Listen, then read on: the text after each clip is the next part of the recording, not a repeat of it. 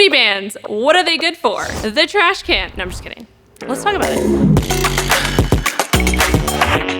Don't you want to look good naked? So there's two different types of booty bands. I like to call the booty bands, booty bands, the loop bands. So the ones that are like those smaller loops, and then resistance bands is what I refer to as the longer loop bands. You can use them both for the different movements that you're doing, but just to kind of clarify which are which. I think booty bands have their place, but I do think that they are overused and abused, particularly with adding booty bands to literally every single thing you're doing, which is probably not a good idea, which I'll talk about in a second. But they can be useful in certain situations. So I typically program using booty bands, so both booty bands and the long resistance bands for training at home. So if you have limited equipment, they can be great for movements like kickbacks or thrusts, but mostly kickbacks and some other movements as well. So training at home is a scenario where booty bands can be beneficial.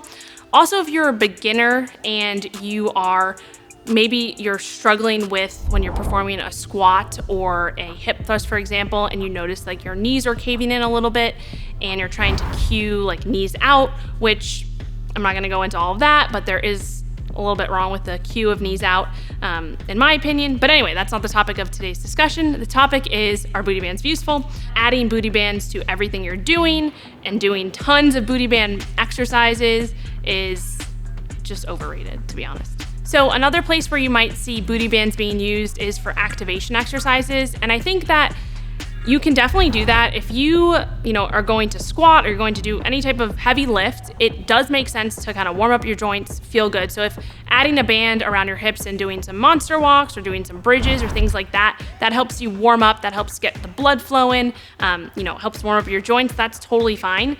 But I do think that people overabuse that side of things with the activation exercises and activating your glutes, where they could just go into the movement and start doing that movement pattern. So if you're gonna squat today, do a few activation exercises if it makes you feel good, but get into that squat pattern. Start going through the motion with the bar, start adding a little bit of weight. That is going to not only start to activate your glutes, but it's also going to activate all the other muscles that you're gonna need during that squat. Warm-up sets are definitely important, but you just have to kind of think about what you're prioritizing and also how much time do you have. Like if you have 2 hours to spend at the gym and you love to warm up, go for it. But if you only have an hour, spend that hour wisely.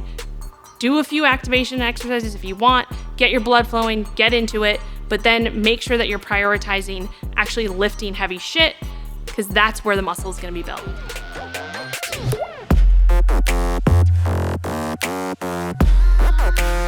Women, we believe